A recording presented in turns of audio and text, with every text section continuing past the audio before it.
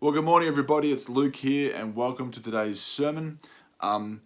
We have an awesome time ahead of us today because we're going to be talking about Christmas.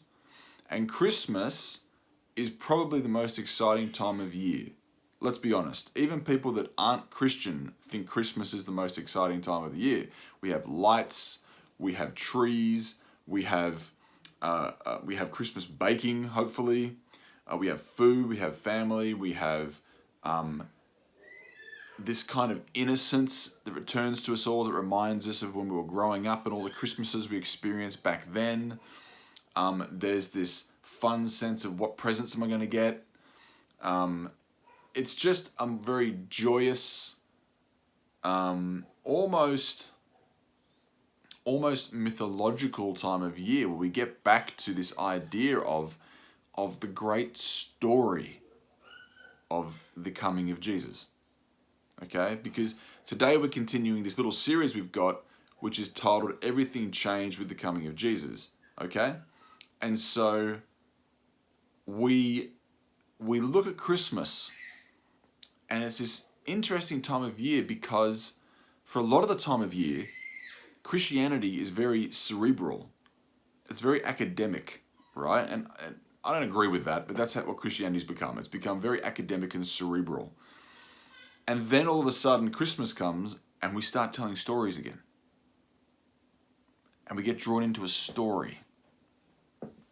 And I think that it's almost as if Christmas each year, and maybe Easter too a little bit, but Christmas each year is the time we remember what Christianity really is.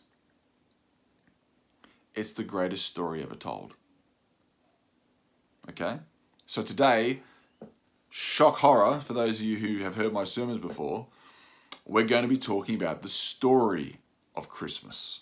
And what is the true story of Christmas? So I'm going to get into our Bible reading. First I'll pray. We're going to be going through the whole of chapter 2 of Matthew. But first I'll pray and then we'll get right into it. Heavenly Father, thank you for this great story that is a true story of the story of Jesus coming to earth as a human being to rescue us all. I pray you'd help my words today to be your words and help us all to enjoy and really engage with this great story. In Jesus' name, amen. Okay, Matthew chapter 2. Now after Jesus was born in Bethlehem of Judea in the days of Herod the king, behold, wise men from the east came to Jerusalem, saying, Where is he who has been born King of the Jews? For we saw his star when it rose, and have come to worship him. When Herod the king heard this, he was troubled, and all Jerusalem with him. And assembling all the chief priests and scribes of the people, he inquired of them where the Christ was to be born. They told him, In Bethlehem of Judea, for so it is written by the prophet, And you, O Bethlehem, in the land of Judea, are by no means least among the rulers of Judah. For from you shall come a ruler, who will shepherd my people Israel. Then Herod summoned the wise men secretly and ascertained from them what time the star had appeared. And he sent them to Bethlehem, saying, Go and search diligently for the child, and when you have found him, bring me word, that I too may come and worship him. After listening to the king, they went on their way, and behold, the star that they had seen when it rose went before them until it came to rest over the place where the child was. When they saw the star, they rejoiced exceedingly with great joy. And going into the house, they saw the child with Mary his mother, and they fell down and worshipped him. Then, opening their treasures, they offered him gifts, gold and frankincense, and myrrh. And being warned in a dream not to return to Herod, they departed to their own country by another way. Now when they had departed, behold, an angel of the Lord appeared to Joseph in a dream and said, Rise, take the child and his mother, and flee to Egypt, and remain there until I tell you, for Herod is about to search for the child to destroy him. And he rose and took the child and his mother by night and departed to Egypt, and remained there until the death of Herod.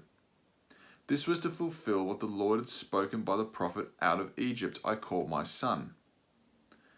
Then Herod when he saw that he had been tricked by the wise men, became furious, and he sent and killed all the male children in Bethlehem and in all that region who were 2 years old or under, according to the time that he had ascertained from the wise men. Then was fulfilled what was spoken by the prophet Jeremiah. A voice was heard in Ramah, weeping and loud lamentation. Rachel, weeping for her children. She refused to be comforted because they are no more. But when Herod died, behold, an angel of the Lord appeared in a dream to Joseph in Egypt, saying, Rise, take the child and his mother, and go to the land of Israel.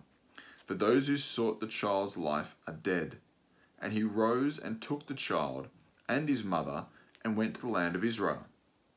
But when he heard that Archelaus was reigning over Judea in place of his father Herod, he was afraid to go there.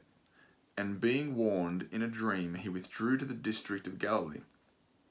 And he went and lived in a city called Nazareth, so that what was spoken by the prophets might be fulfilled, that he would be called a Nazarene. Okay, so a lot in there, and this is like the unedited version. We usually get the bit about the wise men, right? The wise men rock up, they give the gifts, they bow before Jesus. The wise men are usually on Christmas cards, in Christmas paintings.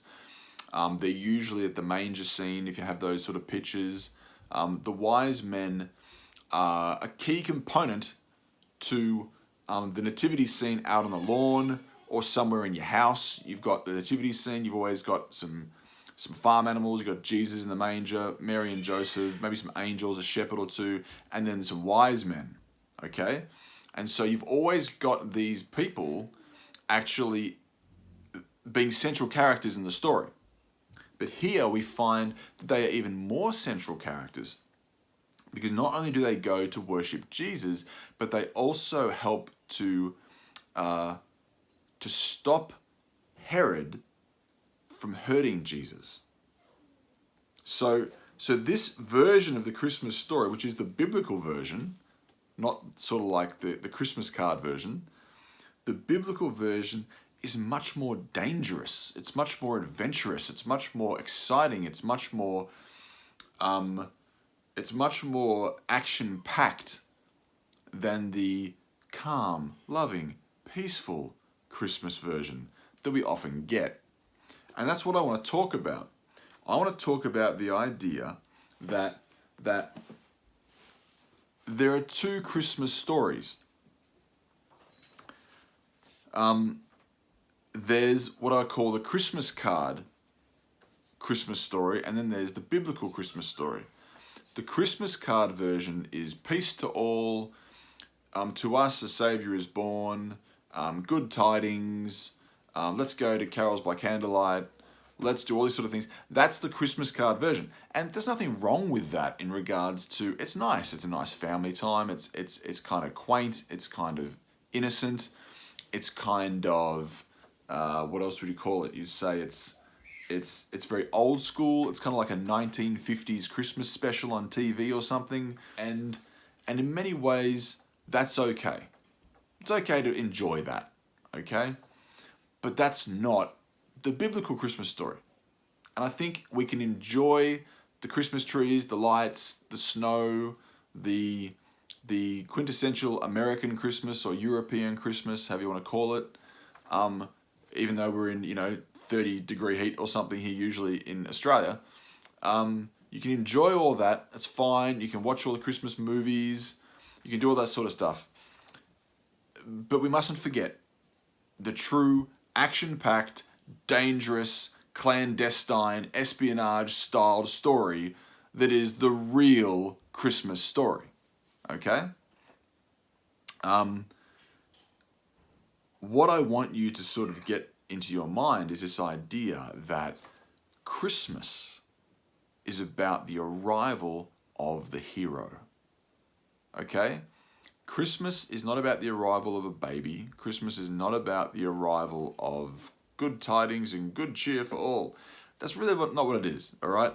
What this is, when we read the biblical version, This is a hero that is not only worshipped by his own people.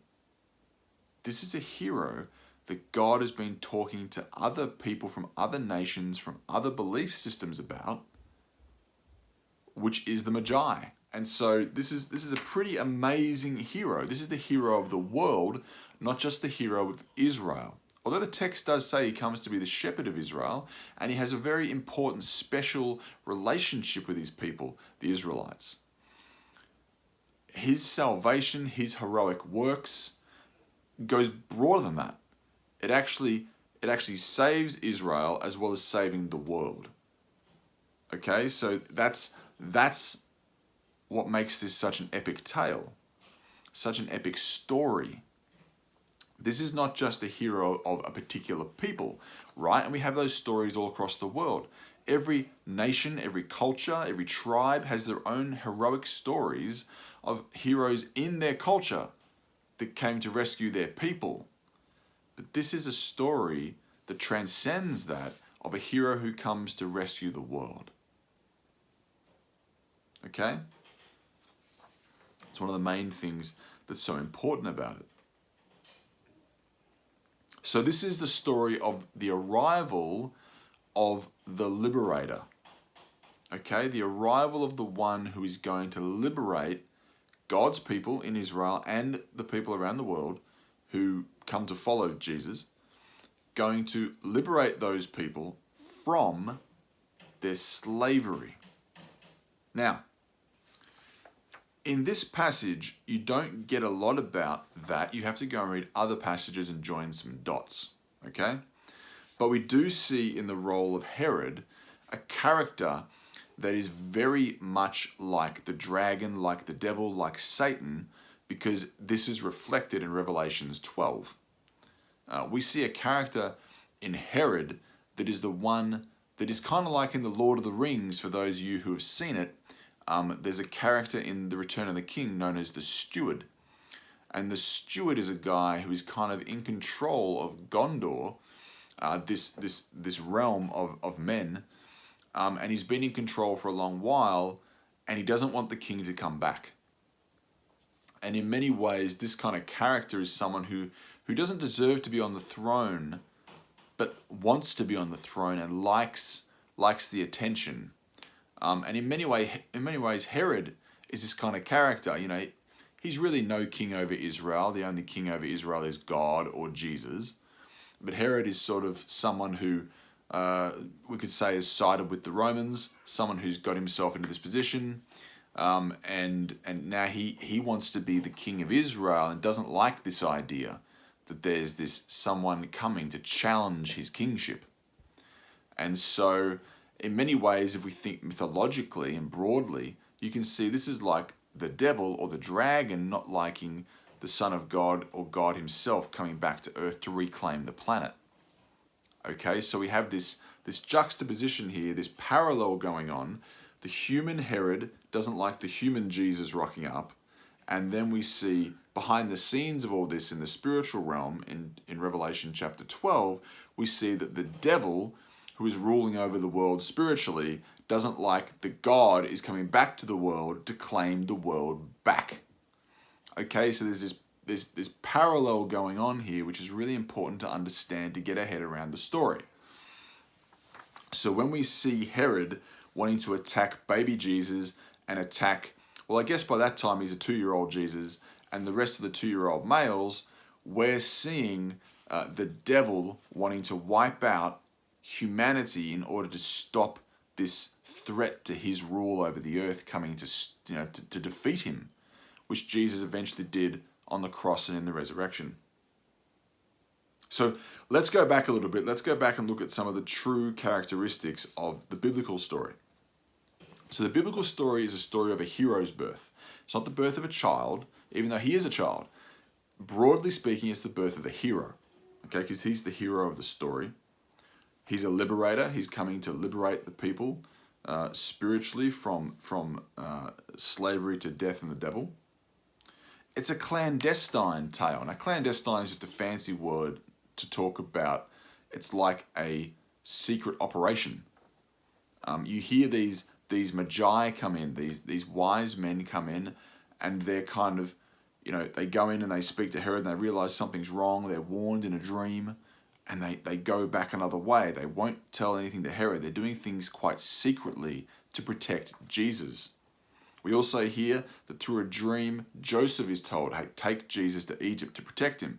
And he goes out in the nighttime. So he's doing it very, very secretively in order to protect Jesus from getting attacked by Herod's soldiers. And this is really important.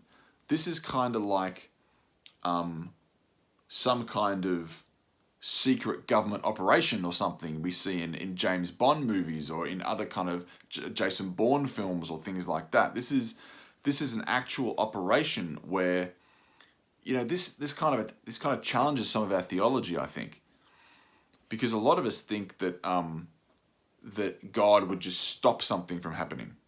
So God could just stop Herod. But God doesn't do that here. God's telling a story. God warns the wise men. God warns Joseph. God lets Joseph know he can come back, but then says, no, go somewhere else. There's a lot of twists and turns going on here that if we pay attention makes sense of our lives, right? Because a lot of the time we think to ourselves, well, I prayed for something and all of a sudden it should happen. But if we're living in a story and not a maths problem, right? If we're living in a story, which we are, then there's going to be twists and turns. There's going to be enemies coming to stop us. There's going to be good people coming to help us. There's going to be things that look good, but they're bad. There's going to be things that might look bad, like a path you have to walk down that looks tough, but in the end, it's good. There's going to be lots of things you see in other stories you read are going to be in your life. And that's what I want to bring to us today, to understand that Christianity is fundamentally a story. And we're not going to understand it if we approach it like a maths problem. And that's why I love Christmas, because we get back to the story of Jesus at Christmas, the greatest story ever told. So, the true story is a story of the hero's birth. The true story is the arrival of the conqueror of evil, the liberator of the people. The true story is a clandestine secret operation. And I mean, how much more of a secret operation can you have of one of the Godhead, like part of the Trinity, comes to earth as a human and he ends up being a carpenter, right? He doesn't rock up as a king. He doesn't rock up with fanfare. He goes and does a hard-working, laboring type job in a backwaters town in Israel, and when his time is ready, he presents himself as the hero of the story. I also think it's often good to remember how he allowed himself to be put into a position of innocence. I mean, think of how much help babies need, and yet the creator of the universe allowed himself to be born as a baby. Right? I mean, that's phenomenal. I mean, there's no other stories that even compete with this. You've got God coming to earth as a baby, being born into nothingness really, nothing special, and then he trains, and then he comes back as this amazing hero. This is the fact that we lose this talking about theological like double speak and big fancy words and doctrinal statements and we get caught up in all that stuff and we lose this amazing story is just devastating. So anyway, what is the story about? I've told you it's about the hero. I've told you it's about the coming for liberation. But what is it really about? Well, we have to draw a little bit from the death and resurrection of Jesus at this point to realize that he is coming to die to pay for our debt, and then he's brought back to life in order to demonstrate what his purpose is, and that is to bring life. His purpose is to restore life to humanity, to restore life to animals, the planet. His purpose is to restore all life like it was back in Eden before Adam and Eve rebelled, betrayed before they went and followed the dragon.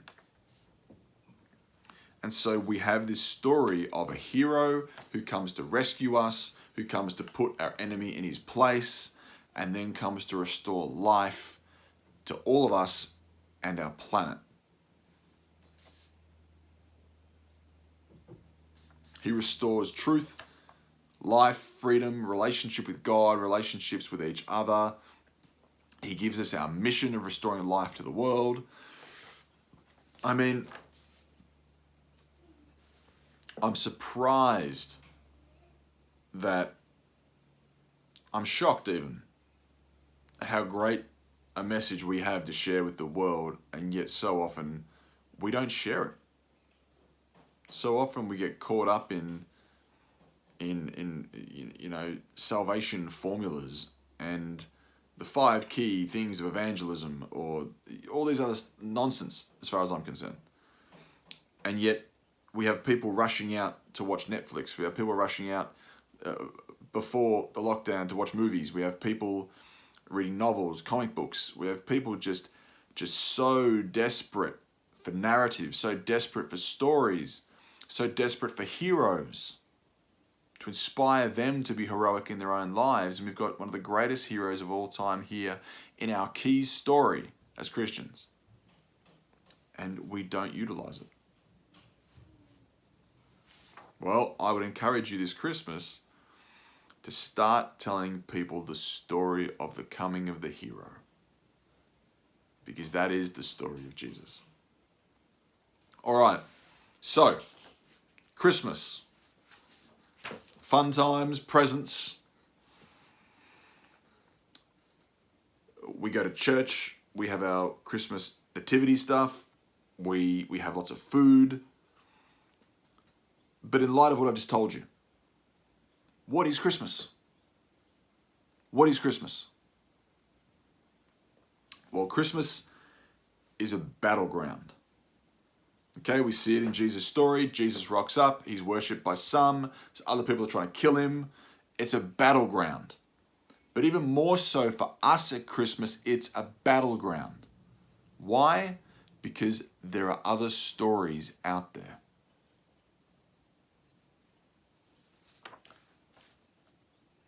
There are 3 main stories that you will hear at Christmas. There are 3 main stories that you will hear every single day. They take different forms, they have different characters, they may use different phrases, but there's fundamentally 3 stories in our world, and only 3. Number 1, our story. God is the hero. Number 2, the devil's story. God is the villain. And number 3, the human story. There is no God. Okay, number 1, God's story. God is the hero. Number 2, the devil's story. God is the villain. Number 3, the human story. There is no God. Now, the human story of there is no God is also the devil's story. Sort of. It's kind of interesting. The devil plays both sides of the fence. He kind of says to people, there is a God, but he's a bad guy. And he's holding out on you, and you could be so much more and have so much more fun in life if you just didn't do what he told you to do and did what the enemy told you to do, right? So that's one part of the story. But then to other people, he goes one step further and says, oh, there's not a God at all. The God's like Tooth Fairy, or God is like the Easter Bunny, right? You notice Santa Claus, which is kind of based on a real dude who was in Turkey, Saint Nick, or Saint Nicholas, who actually did go out and give presents to children and try and do some good things in the community as far as history tells us. But this modern Santa Claus is kind of like, someone who's competing with Jesus. So you've got Santa Claus, who's kind of a competing hero of Christmas, to Jesus, who is the real hero of Christmas, right? Now, I don't care if you want to go and get your photo with Santa Claus. I don't care if you hand someone a card with Santa Claus on it. I'm not going to be weird about this sort of stuff. But at the end of the day, there can only be one hero of the story. And it shouldn't be Santa Claus. It should be Jesus. So, 3 stories. God is either the hero, God is either the villain, or God doesn't exist. We as Christians have to be the ones who are out there sharing the story that God is the hero. Are we doing that? Right? When you think about telling your non-Christian family members or your non-Christian friends about Jesus, do you ever think to yourself, I'd love to share how Jesus is the hero of the story of life with those people? Most of us don't. Most of us sit there going, all right, what are the 5 steps of evangelism I have to go through? What are the 5 key pieces of information I need to give someone so they've heard the gospel? What are the, and I've sat and listened to people tell me, okay, give people these 5 steps. Here's the step. This is going to get to the next step, the next step, the next step, the next step. I'm sitting there going, sorry, are we building a vehicle or are we introducing people to their God? It's not the same thing, right? So as Christians, this Christmas, maybe the best thing you can do is to stand up and retake the story of Jesus, the hero's story, and start sharing it with people.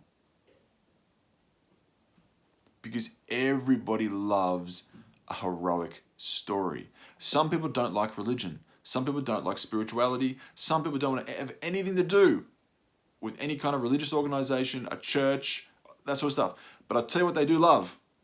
They love a great heroic story. So tell them the story. Don't shovel down their throats religion. Okay? We have to remember at Christmas time we are competing for people's attention. We are competing for people's hearts and minds. We are competing with a marketing machine that the devil has that is far greater than most of the marketing that the church does. Okay? There are far more movies and songs and comic books and novels and TV shows that are evangelizing the devil's story that God is the villain or God doesn't exist, the more human side of that, than there are sharing the great news, the good news, that Jesus is the hero that came to earth to rescue us all. And let's be honest, most of the attempts that good meaning Christians have to tell that story end up being pretty woeful. All right? Not very creative. There are some recently where some creative people have made some really good ones, but generally speaking, they're pretty sad and they don't live up to the creativity of the God that created the universe. But I think if we as individuals can actually hook back into the Christmas is about telling the story of the hero who came to rescue us, that can have a transforming effect on us, and it can have a transforming effect on those around us. So, my real discussion with you today, in reading from Matthew chapter 2, and reading this amazing heroic story of danger and adventure, and Jesus' life being at risk not long after he's born, and these wise men coming to worship him, and all this. I mean, it's an amazing tale, right? And I say tale not to say it's not real, but it's an amazing story that actually happened. But I bring us to this point now in saying we need to re-embrace the story and see it for what it is, so that this Christmas and every other Christmas from now on, the true story of Christmas, the hero's story of Christmas, is the story that wins. Because right now, it's not the story that's winning. And it's our job to make sure it's the story that wins and defeats those other fake stories. So this Christmas, enjoy your food, enjoy your time with your family, enjoy your presents, enjoy your Christmas tree, your lights, all that kind of usual Christmas sort of stuff. Enjoy that stuff, guys.